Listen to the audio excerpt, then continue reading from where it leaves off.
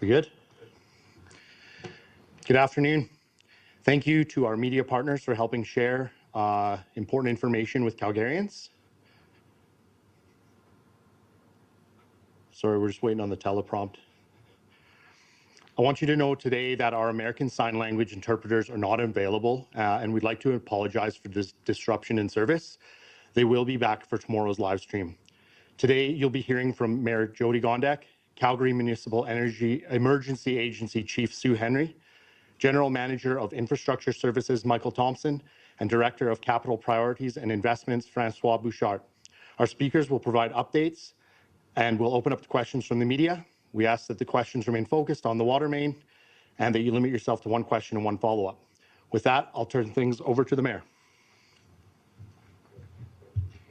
Thanks very much, Chris. Oki, Dada Nastada, Ambawastich, Tansei, and good afternoon, everyone.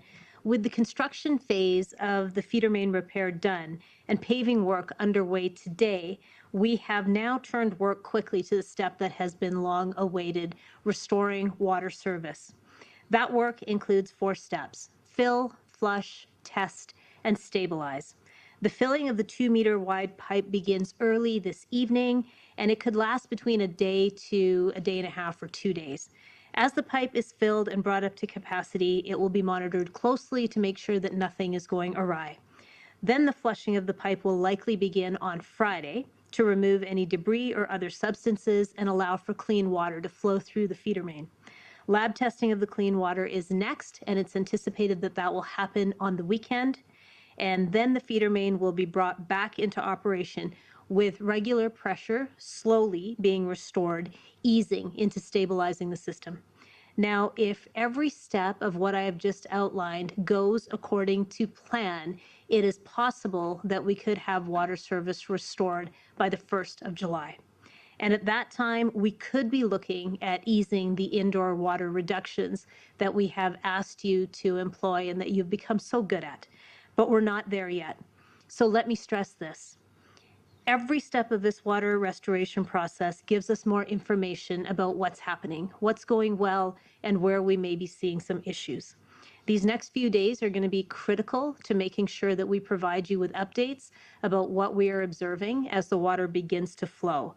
And in that manner, we can get the Bears Paw feeder main moving forward in a safe and certain manner. If there are any problems in any of those 4 steps, for example, if the water testing comes back and says we are not good to go yet, or if we have any issues in stabilizing the system, it could be more days. That's why it's so important to continue to use less water every day as you have been until we know for sure that we have the all clear. The last few days have been a bit concerning as we have watched water usage creeping up. Yesterday, we used 471 million liters of water, and that is an upward trend that we have been seeing. It is approaching the threshold that puts safety measures at risk, like folks who need access to water in hospital or emergency life-saving through the Calgary Fire Department. So I know that we can see the finish line. It's close, but we still have more work to do, and we'll provide you with all the updates we can about how everything is going. And as I've said before, I know that we have asked you to do a great deal, and you have done tremendous work in saving water. I would encourage you to please keep this up until we can tell you that we are ready for our system to be fully restored, and then you can ease up on those restrictions that we've had to put in place. I'm now going to turn things over to Calgary Emergency Management Agency Chief Sue Henry, who will also bring you some news about Canada Day fireworks. Thank you, Mayor. Good afternoon, and thank you for joining us today. I want to start off by again expressing my gratitude to everyone who has made changes in their everyday routine to help us conserve water. I know there is fatigue, and we all want to get back to our regular water use, but we need to stay vigilant for just a little bit longer. We are still days away from our earliest timeline. As mentioned yesterday, we are now entering a critical phase of the water restoration. Tonight, crews will complete the backfilling work and begin paving 16th Avenue in hopes of reopening the road. Crews will then be moving on to the filling and flushing stage, which GM Thompson will provide more information on today. As we move through these phases, it will be imperative that we continue to conserve water. We are not done yet. We've heard from many of you about the small ways that you are conserving water, from drinking bottled water to using paper plates. This may be especially important as you plan your July long weekend celebrations. Not only will you save water, but there will be far fewer dishes to clean up, giving you more time to enjoy the long weekend. As mentioned yesterday, as we move from 16th Avenue work, and that work shifts our location to Edworthy Park, starting on Friday, crews will be flushing the water feeder main and conducting water quality testing to ensure our drinking water remains clean and safe and the structural integrity of the pipe is not further compromised. As we move into this phase, we will require some new closures of pathways and a parking lot in Edworthy Park. Starting Thursday night, the north parking lot at Edworthy Park near Bonas Road will be closed. This closure will remain in place until further notice. During this time, the south parking lot will remain open. This is the lot that's accessible from Bow Trail and Edworthy Street southwest. As a result, we do anticipate a high volume of traffic at the south parking lot for the Canada Day long weekend. So please plan accordingly when visiting this park, including carpooling if possible, or considering cycling, scooting, or walking to the park instead of driving. Also, starting Thursday night, some sections of the Bow River pathway near Edworthy Park will be closed, including near Angels Cafe and the north parking lot. Beyond these parking lot and pathway detours, Edworthy Park and Angels Cafe remain open. We are just asking users to use caution and follow signage throughout the area. Some additional parking locations also include Shoaldice Park to use as another access point for Edworthy. This work will also have some impact on our river users as it involves releasing large volumes of dechlorinated water into the Bow River near Edworthy Park. This work is expected to take 1 to 4 days to complete, and during this time, the river will remain safe for floating and boating, but for the safety of users, we ask that you stay off of the north shoreline of Edworthy Park this long weekend. Keep an eye out for signage on what is allowed, and please check the website closer to the weekend as you plan your activities. Yesterday, we provided an update on plans for Stampede, and today I'd like to give you the same for Canada Day, which is right around the corner. We've been hearing from many of you who are concerned that Canada Day events will be canceled. We know you've given up a lot of luxuries over these last few weeks, and we know that our Canada Day festivities are an important part of celebrating who we are. While we always had planned to go ahead with daytime programming that didn't drive any additional water use, after much planning, we can confirm the evening fireworks will proceed as scheduled. I want to stress that we still have an active fire ban in place, and we've asked you to help us avoid any extra risk of fire given our water supply. Under the current fire ban, fireworks are allowed on a case-by-case basis, and we've had extensive conversations with the Calgary Fire Department about the risk of fireworks. Our partners at the Calgary Stampede have made sure that our show can go on by offering on-site safety oversight, continued collaboration with the Calgary Fire Department, and all necessary safety measures and access to non-potable water sources. We have decades of experience setting off fireworks at Stampede Park, and Calgary Fire will be in attendance, as they always are, for any issues that arise to help handle them quickly. Stampede Park has little to no ignitable material in the fallout area, with no long grasses and metal roofs on all of the structures nearby. We also have additional contingency plans in place. This includes having pumps and hoses pre-strung to non-potable water sources. The safety of our community is always priority when we're planning any event, and Canada Day is no exception. With these safety plans well in place, we are confident we can move ahead with the celebrations in a manner that will not put our water supply in jeopardy.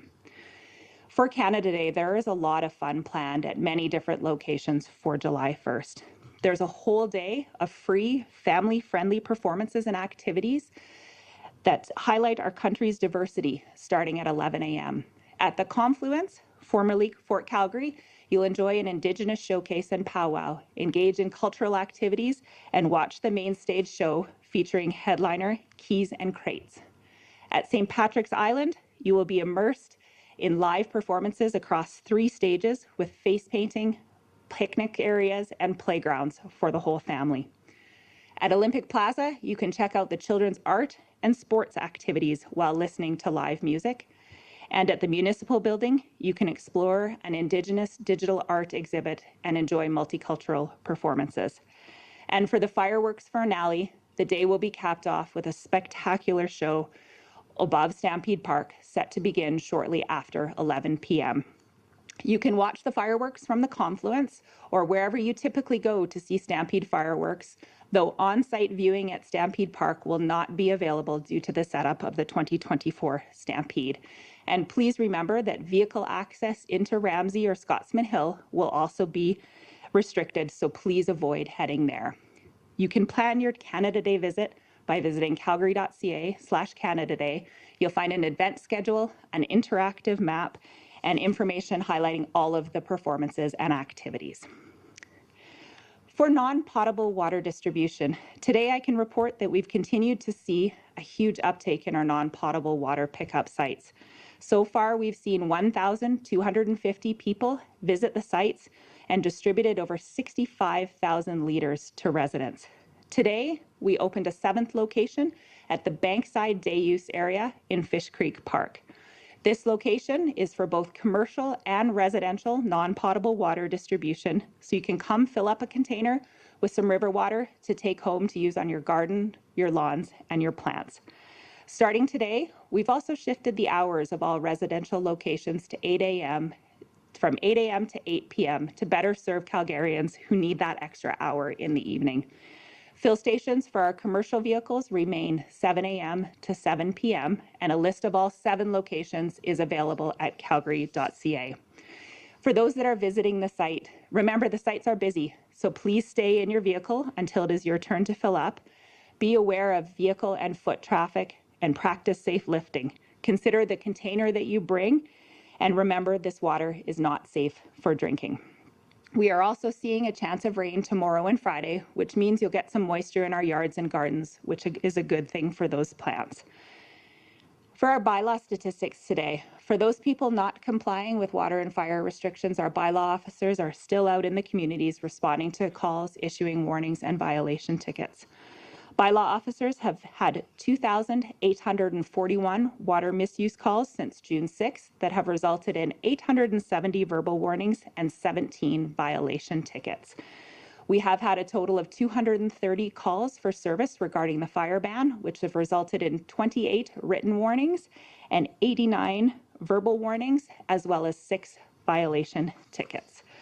Our 311 team has taken 9,765 calls related to the water event, answering your questions and addressing any concerns that you may have.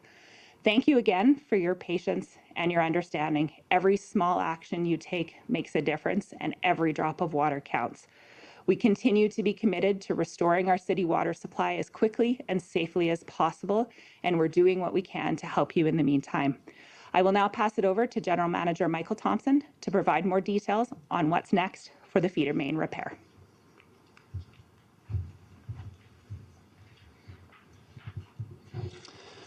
Good afternoon. If you're in the repair area today, you will notice significant progress in regard to the visible construction. Roadway paving is underway, and we are working to complete as much as possible tonight. Teams are starting to demobilize from the sites, which includes moving heavy equipment off of the sites, reinstalling adjacent infrastructure such as streetlights and guardrails, which had been taken down, and we're starting to clean up the sites in preparation of reopening. The road will reopen in phases, starting at Repair Area 1, 16th Avenue Northeast and 46th Street. Repair Area 1 will open tomorrow, and Repair Area 2 will follow once the paving is completed. We'll know more information as we work through the paving this evening. The timeframes are weather dependent, and we need to stop paving activities tonight so that it doesn't impede our acoustical sensors, which we have on the pipe, as we are going to start filling the pipe today, and we need to be listening to the infrastructure as we fill that pipe full of water. People may be wondering why we're backfilling the holes we dug before adding water back into the feeder main. Once the welding is complete on a pipe repair, the welds are tested to ensure they can hold pressure From there, the pipe needs to be backfilled as a way to secure it before we can reintroduce water and begin the repressurization process. Due to the need to backfill the pipe, we made the decision to begin paving quickly to ensure we are working towards reducing the construction impacts to businesses and residents as soon as possible.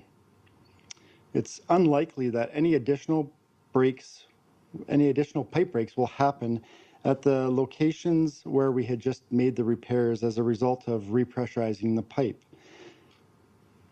Once again, I'd like to thank our dedicated crews who are working around the clock to ensure these repairs are completed quickly and safely as we move closer toward returning the feeder main to service. We've seen some great examples of companies stepping up, and even some of our SEMA agency partners like ATCO providing welders to support the repair.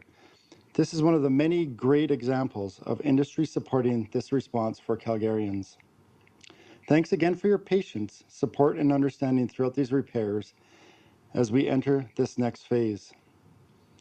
As shared yesterday, we are pleased with the repair progress on the 5 hotspot locations, while also recognizing during this process that we've learned a lot about the condition of this pipe.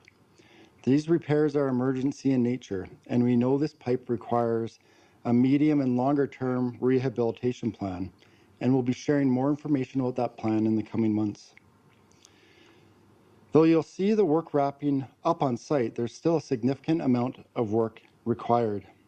Due to the critical nature of this feeder main, it's important for us to return the pipe to service, and we're going to do this slowly and cautiously due to the risk of further breaks. Yesterday, Director Francois Bouchard provided a detailed update explaining we are now entering the filling, flushing, testing, and stabilization phases required to bring the pipe back into service. As you will notice from the timelines we share throughout this phase, if things are going according to schedule, we could be done earlier than expected. With the filling process starting tonight, the new best case scenario for easing indoor water saving measures could be July the 1st.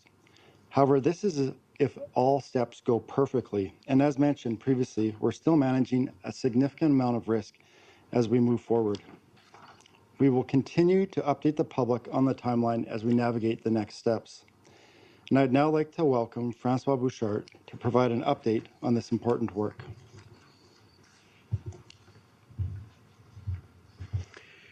Good afternoon. As I shared yesterday, we have 4 next steps to restore water to the system and make sure that the water quality meets or exceeds all regulatory standards and is clean and safe to drink. These steps are filling the feeder main, flushing the feeder main, testing the water, and stabilizing the system. These steps involve a series of pressure changes within our system, and that has the potential to create stresses on our pipes. This means that at each of these steps, there's a risk of additional breakage or setbacks. We are moving carefully and closely monitoring at every step of the way so that we can move quickly to address any issues. We anticipate that our first step, filling the feeder main, will begin tonight. To recap what this entails, we'll be opening valves and starting the flow of water from the Bears Paw Water Treatment Plant into parts of the feeder main that is now empty. This is a 4.5 kilometer section of pipe and will take about 14 million liters of water to fill it. If all goes well, we expect the process will take 36 hours to 2 days. During this filling stage, the pipe will experience an increase in pressure. We're managing this risk by filling the pipe carefully and using acoustic monitors to listen for pings that could indicate further wire breaks. We're also using sensors that will detect any pressure spikes. In preparation for filling the feeder main, we have added some extra chlorine to the water at the Bears Paw Treatment Plant. This will help us effectively clean the pipe. People in the community of Bowness may notice an increase in the taste and smell of chlorine in their drinking water. I want to assure you that the water is safe for consumption. However, if you do want to remove the taste and smell, we recommend filling a container of water and keeping it in the fridge for drinking. Much of the chlorine will dissipate from the water in the jug after a few hours. And this change is also only temporary. chlorine levels should be back to normal by the end of the long weekend. I'll have an update tomorrow on the progress of the filling and our next steps. I'd like to invite the mayor now to come back to this podium. Thank you very much, Director Bouchard.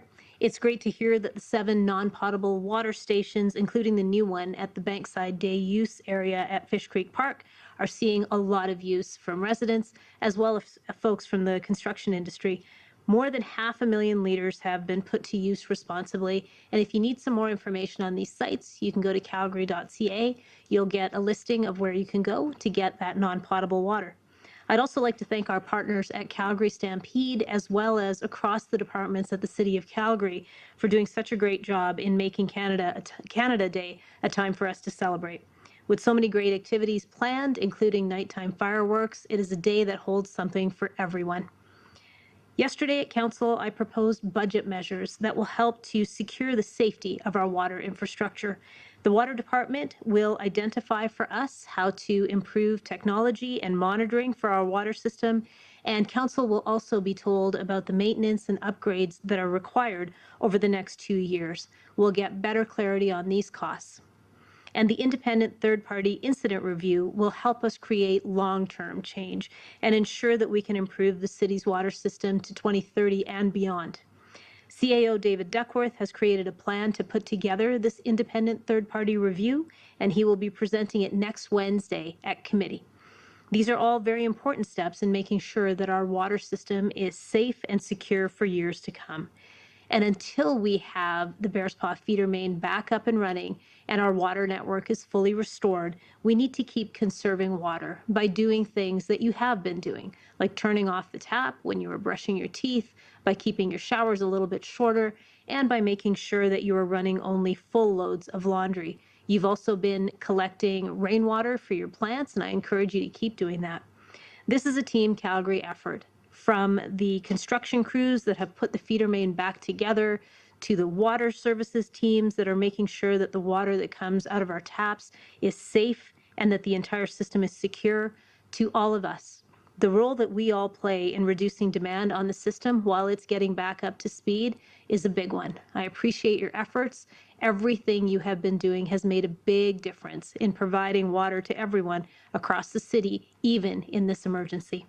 We will have more information on the progress of the restoration of the water network in Calgary tomorrow morning at 8:30 via live stream, and then again tomorrow afternoon at 2 o'clock right here at the Emergency Operations Center. I will now pass it along to Chris for any questions from the media. Sean Polzer, Western Standard. In terms of the water restrictions, there was some confusion over whether or not car washes were allowed to operate. I noticed it was on the CBC this morning. So just some clarification. Can people wash their cars? How is the city managing to wash their vehicles?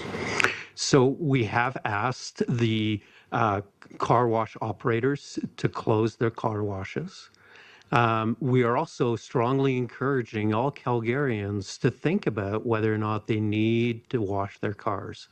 We all have a role to play in terms of water conservation, and that's one way that Calgarians can play their part in terms of reducing water consumption. Would they be subject to enforcement, the car washes?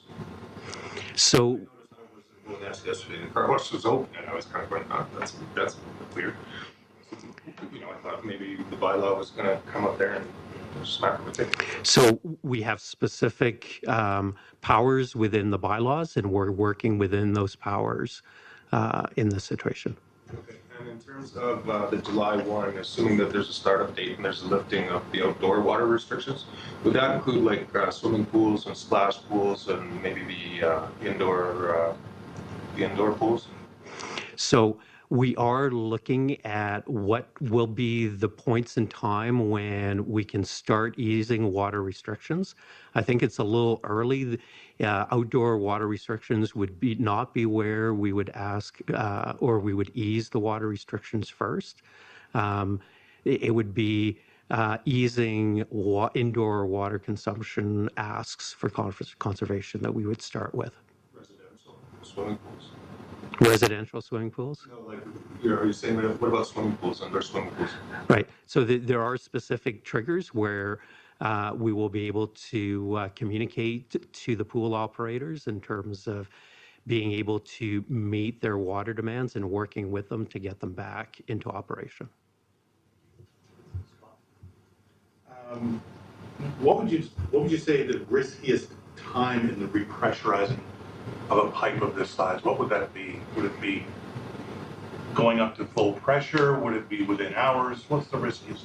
That's a great question. And the risk profile, every step that we've indicated comes with risk. And those risks are dependent on the pressures and the pressure variations that you could see. The early stages of filling and flushing have a risk, but have a lower risk of a failure in the system. As we start turning on our pumps at the Bears Paw water treatment plant is when we would start to see some of the higher risks coming into play, simply because we're bringing the system up to operating pressure, whereas before that, the system is not at operating pressure.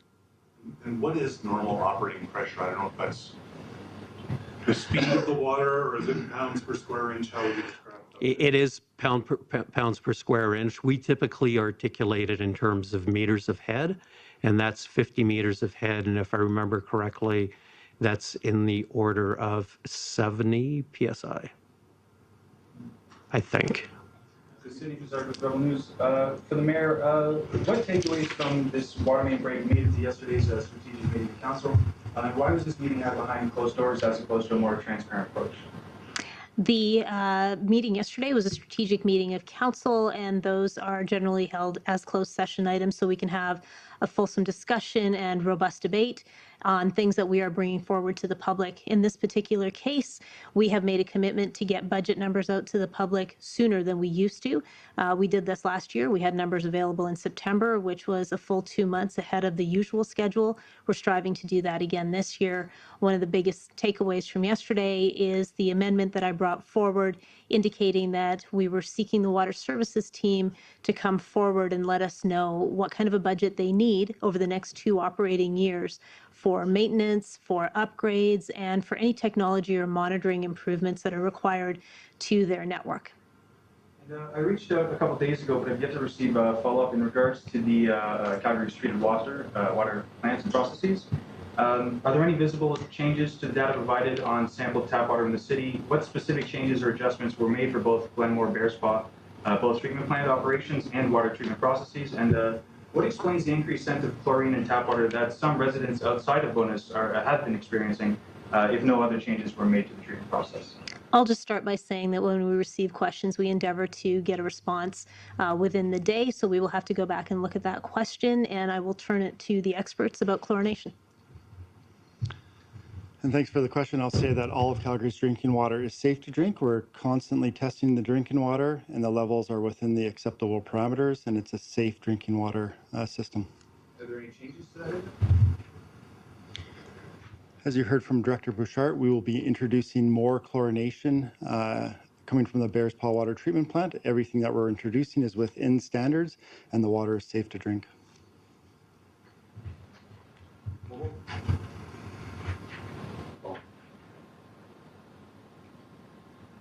Good. Thanks, good. What effect has the situation had on the Glenmore reservoir size, and does this impact or change any operations? How, if it's the case?